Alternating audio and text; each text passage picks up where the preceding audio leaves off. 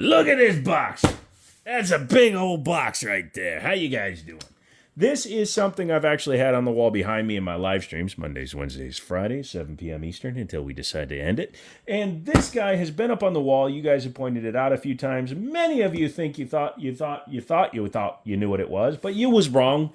Nope. Inside this case, we have a gun. That's right, it's a gun. This one actually came from Liberty Arms, so check them out, Harrisonburg, Virginia. I can't link them, just Google them, Harrisonburg, Virginia, Liberty Arms. Tell them I sent you, that you're looking for stuff, and tell them what you're looking for. A lot of times they will hook you the heckity-deckity up. Inside of this massive box, that's what she said, you have a handgun. This is the CZ 75 Tactical Sport Orange. Has really nice closed cell foam with a lot of cutouts, so you can say, for example, pull that out, and then you can put the optics mounted gun back in the case. Pull these things out. You can add your different mags. If you have like extended mags, you yank that out, put your extended mag right there. If you put a Pro Mag into a TS Orange, you will actually make God cry. Comes with 3 mags total, 1 in the gun, 2 extras here. Bunch of extra springs and parts so you can adjust this thing to your heart's content. Manual and stuff that I've stuck behind the foam in there. Go ahead and close the case up and get it out of the way. For example, so for comparison, that's the TSOS case for a double stack 1911. Very funny. Anyway, back to the gun. You guys have seen this on the channel, and if you saw the short I did recently, you saw this thing take flight. Sky rockets in flight, CZ go boom! And yes, this thing took a trip down range after dumping in the acorn drill, as I call it. CZ makes beautiful competition guns, and they make beautiful handguns in general. However, guns are ballistic tools, and if I feel like throwing a $2,000 gun, so frickin' be it. It is a steel frame, steel slide, very heavy, competition-oriented firearm. The orange line is on the higher end of the spectrum for their TS lineup. This is a TS original, which means it does not have the bull bearing. It has a traditional style barrel and recoil system. It does not have the 2011 style bull barrel, which the newer ones do.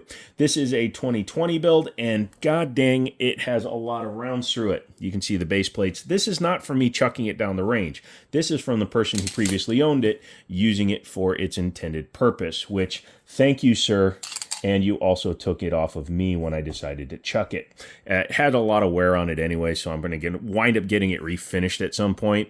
So I just, whatever. I wanted to make a video and wanted to make you guys cry.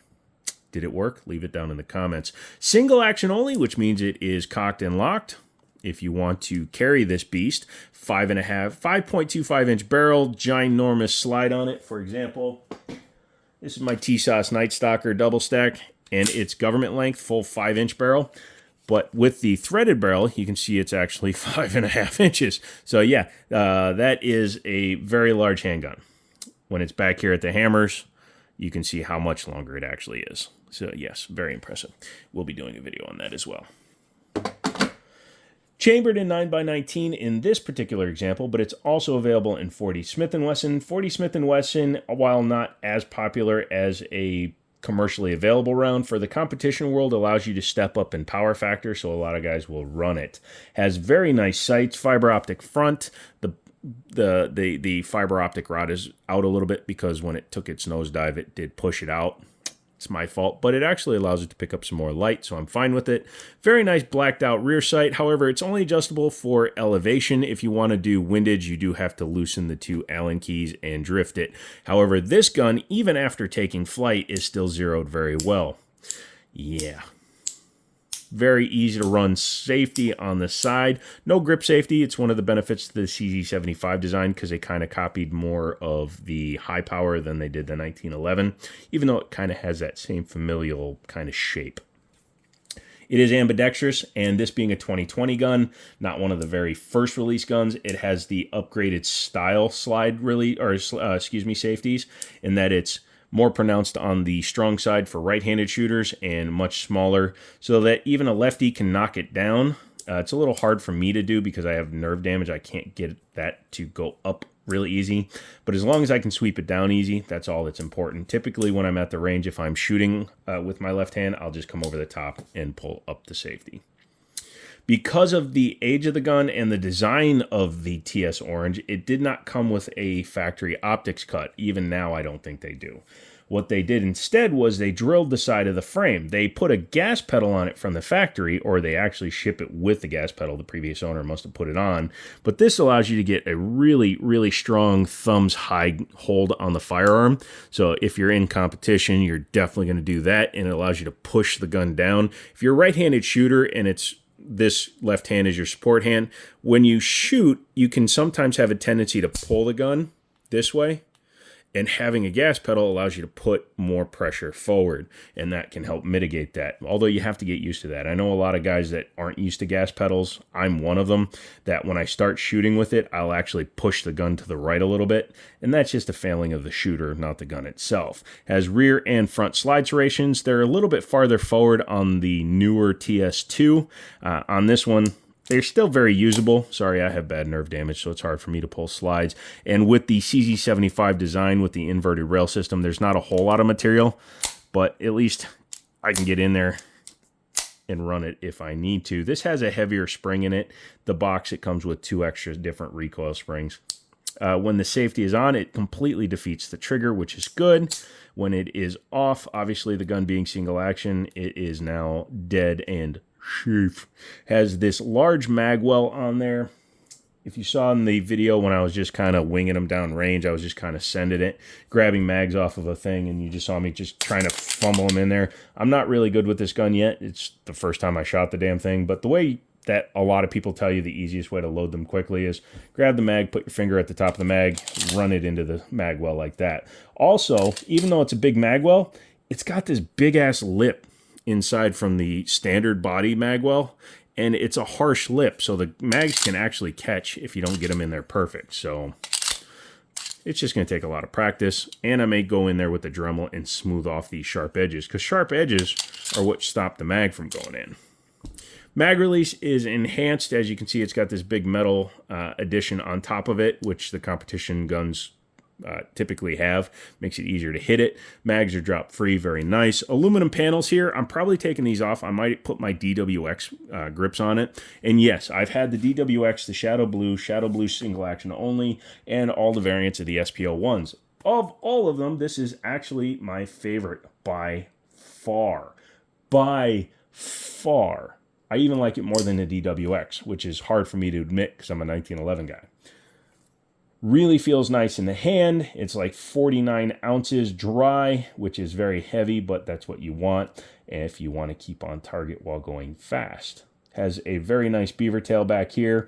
I don't have ginormous calorie-enhanced Kentucky Fried fingers, so I don't have to worry about hammer bite on guns, but it's nice to have an extended beaver tail just to get a little bit higher up on it. Here's one thing. I made a short about it, but I do want to demonstrate this real quick. The CZ 75 is claimed to have a low bore axis because when you look at the gun, you have this tall frame, right? And then the slide looks like it's tucked down in there. But what a lot of people don't realize is it's an optical illusion. So let's go ahead and lock this guy open. Okay, she's open. Let's go ahead and grab my Night Stalker double stack 1911. Drop the mag out. It's the one flaw in that. We'll talk about that when I make the video. And let's line up the barrels. Barrels are lined up. Guide rods are lined up. And if you're looking at it closely, you'll actually see that the trigger is higher on the 1911. The beaver tail is higher on the 1911. I don't even have these lined up 100% right. There you go. Now they're even. You can definitely see it there. So the CZ 75 does not have a lower bore axis. The reciprocating mass is the same. Just because it's inverted means that it sits in there better, but you can see this has the tri-top slide on it. It's a little bit shorter, but that doesn't matter when the frame is that much larger. The overall height of the gun is literally the same. So to all of you that try to pull that bullshit with people and say CZ 75, the competition guns, they have a lower bore axis, they don't. And yeah, I did just drop it on an empty chamber. Let's face it, this thing flew down the range. It can take it. Video coming soon on this. Back to this gun.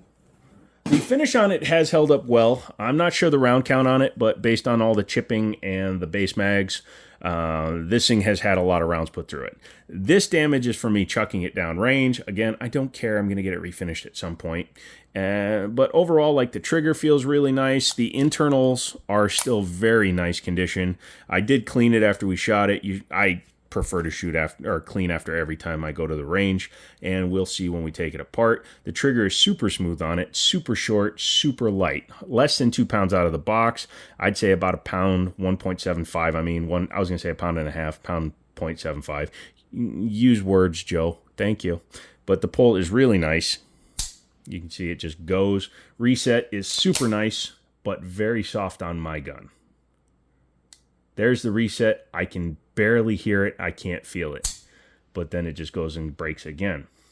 It allows for very fast shooting, but if you're one of those guys that likes to ride to the reset, you're never going to see it, because I thought it was there and then I pulled a little extra. So yeah, the reset is very vague on my gun. I'm not sure if it'll be that way on your gun. Safety works very well. It's very definitive and easy to hit. The hammer is the skeletonized variety, so it's very easy to grab it if you want to decock the pistol for some gosh darn reason.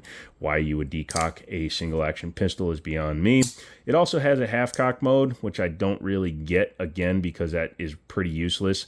I do have to go to the range because I'm sitting here at half cock, and when I pull the trigger, it drops it all the way down. In my opinion, that's not enough to fire it, but that is interesting. I wonder if I can actually... You're seeing me do stuff live here, kids. Oh, so you can put it on safety even with a half cock. Again, makes no sense. If you're too afraid to carry with one in the chamber, don't carry a gun. Carry a bottle of mace, a bag of poop that you can light on fire and throw at your enemy, something else. But do not carry a single action gun with the hammer down. Otherwise, you will never be invited to hang out with me. Let's go ahead and take her apart. What do you say, hey? Go ahead and bring her back, check and see if there's anything in it. There isn't, so we'll go ahead and release that. I'm going to use the base pad to push out the pin. It's a little bit stiff on this gun. You'll also see that this gun is a CZ, so there are 2 marks back here on the slide. You just bring it back, line them up so that they are touching. A lot of times, quarter cock will actually help you keep it there. Some people like to do that. I just bring it all the way back, because I'm a man, Jessica. Go ahead and push it out. This one's really stiff, so that's what she said. I'm going to use a round to push it out the rest of the way. And for the sake of YouTube safety Nazis, I'm going to use a snap cap. There we go. There you go. It's a little stiff on this gun, like I said. Once you've done that, you don't have to pull the trigger. You don't want to, especially when the frame is empty, because then you could cause some internal problems. Ooh. A little bit more dirt. I thought I got it all out of there. But once you're in there, you can take your guide rod out. It is not captive. I believe there are some companies that sell a captive guide rod, but this one is not one of them. Set that down. This gun has a bushing in it, as I was saying, that kind of makes the spring not move around as much, which does aid in some of your accuracy and return to zero. Has this little plastic bushing. Just wipe it off real quick. Sorry about that. I just hit the camera. Hopefully it can stabilize against that. And then you can go ahead and pull your barrel out. Again, 5.25 inches. Stainless barrel. Cold hammer forged, actually. And it is in very nice condition. Again, I'm not sure the round count, but the rifling looks amazing. No wear at all. The inside of the slide looks very nice. Like there. The finish inside. Finish up there. Everything looks amazing. Very nice. I'm going to go ahead and throw this back together so I don't forget everything. But good on you, CZ, for making good stuff. Yeah, good stuff. This one does have one of the guide rod short strokes in it. It's this little rubber piece. It makes it so that the recoil spring doesn't go back quite as far. Makes the gun shoot a little bit faster.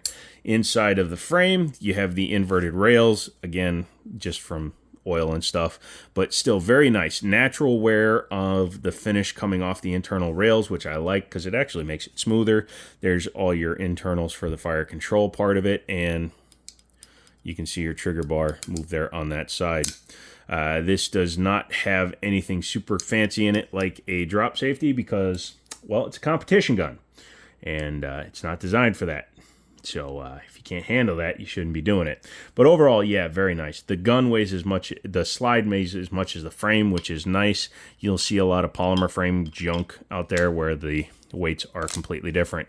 Very tightly fit. You can see I've had other guns where you can just tilt it up and it'll slide, but nope. Even though it's super smooth, it's very, very tightly fit. And impressively, it ran flawless. You don't always get that when you have a gun that's this tightly fit. Go ahead and start the slide lock back into place, push it in, make sure that it goes, and then test for functionality. So that is the airborne version of the CZ 75 Orange. Sorry I hit you again. I love this gun. I got it for a fair price, which is the main reason I bought it. I replaced it, or excuse me, I sold my DWX and this is replacing it, so I'm very happy with it as a replacement for that gun. We will be taking it out to the range and I'll do some real shooting with it, but for the video where you saw me chucking it, it was just me and my buddy hanging out testing guns, and that was not worrying about targets. Although I still shot better than the Acorn Boy. So, if you like this video, like it. If you want to know more, go ahead and leave me a comment down below. Come back for the live streams, again, Mondays, Wednesdays, Fridays, starting from 7 p.m. Eastern and going until I decide to stop. I will be doing a giveaway with Blacksmith Safe for one of their pistol safes so that you can enjoy traveling with your firearms in relative safety. If you want to see something specific, let me know. If I can get it, I will. If I can't, I'll let you know. Come back for another video. And like always, I'm going to push a button and say, talk to you later, bitches.